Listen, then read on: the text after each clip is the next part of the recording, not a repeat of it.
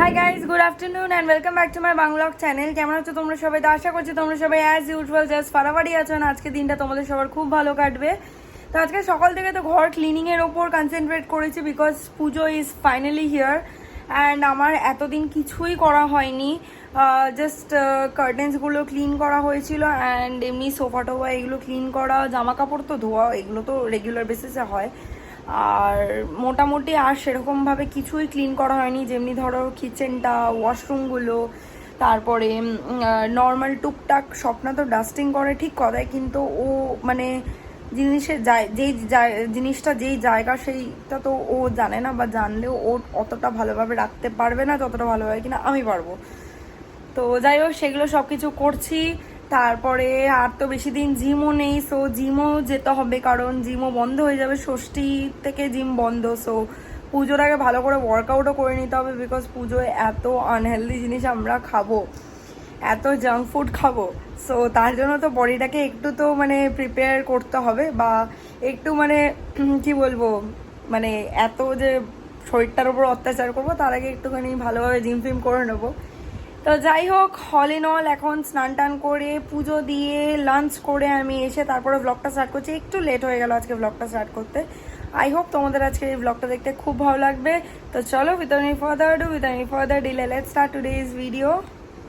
সন্ধ্যেবেলা আমি এখন ফুললি রেডি হয়ে গেছি, বাড়ি যাবো। এটা গত বছর পুজোর টপ, এটা খুব রেয়ারলি আমি হয়তো পরেছি সারা বছর, অল দ্য ইয়ার রাউন্ড, কারণ এটা আমার খুব পছন্দের একটা টপ। তো যাই হোক চলো, খুব সাটেল স্কিন কেয়ারই করেছে, মানে মেকআপ বলতে যাচ্ছিলাম অ্যাকচুয়ালি। জাস্ট মুখে সিরাম লাগিয়েছি, একটা ময়শ্চারাইজার লাগিয়েছি অ্যান্ড হালকা একটুখানি ঠোঁটে লিপ টিন্ট দিয়েছি, দ্যাটস ইট। চলো বেরোই, আজকে ঠাকুরের জামা কাপড়ও কিনতে যাবো। প্রত্যেক বছর মা আর আমি যাই, কিন্তু এবছর মা তো যেতে পারবে না, উল্টো মায়েরগুলো আমাকে কিনতে হবে। তো যাই হোক চলো বেরোনো যাক। এখানে ঠাকুরকে সন্ধ্যেও দেওয়া হয়ে গেছে, এবার প্রসাদটাকে সরিয়ে বেরোবো। তো আগে তো বাড়ি এসছি, সায়নও এসেছিল, বা আমাকে দেখে গেল। তো এখন আমি বেরোচ্ছি ঠাকুরের জামা কাপড়গুলো কিনতে। চলো কিনে নিয়ে আসি, তারপরে এসে আবার মায়ের সাথে কিছুক্ষণ গল্প টল্প করবো, করে তারপর সায়নার আমি হয়তো টুকটাক একটু ঠাকুর দেখতে যাবো। হয়ে গেছে, নিয়ে নিয়েছি ঠাকুরের জামা। অনেক কষ্ট করে খুঁজতে হলো, তার মধ্যে ভেতরে আবার নেটওয়ার্ক থাকে না যে গুগল পে করবো। তো যাই হোক চলো, এবার মায়ের একটা ওষুধ শেষ হয়ে গেছে, সেটা নিতে হবে। বাড়ি থেকে বেরিয়ে গেছি অ্যান্ড আজকে সায়ন এসে গেছে, পুজোর টাচ আপ দিয়ে এদিকে চলে আয়। চুল হালকা সেট করেছিস, আর কিচ্ছু করিস নি?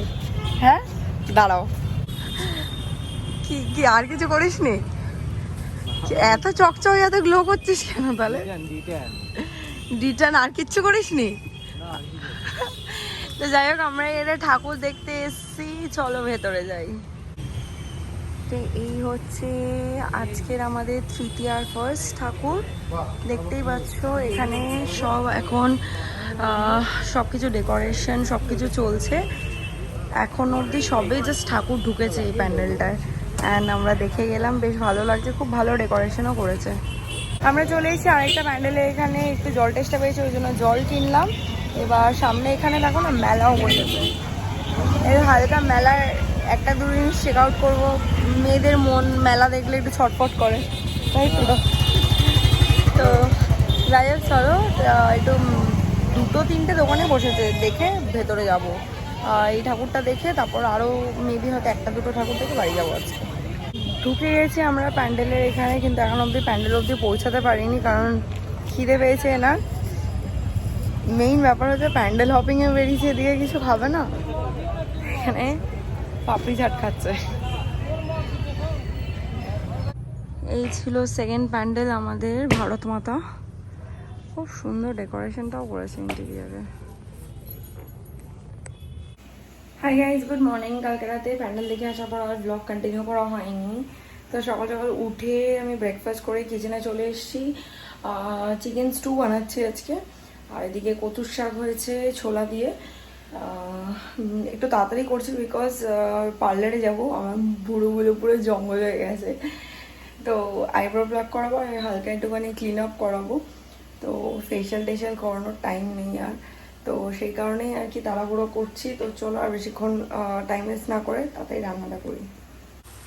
এই যে এখানে চিকেনটা ম্যারিনেট করে রেখেছিলাম, ওটা কষাচ্ছি। আর এখানে সবজি ভেজে রাখা রয়েছে, এটা একটু কষা হলে এই যে এখন জল বেরোচ্ছে চিকেন থেকে, জলটা টেনে নিলে তারপরে আমি সবজিগুলো দেবো এর মধ্যে। আর দেবো হচ্ছে জিরে গুঁড়ো, ধনে গুঁড়ো দিয়ে তারপরে এটার মধ্যে জল দিয়ে এটাকে প্রেশার দেবো।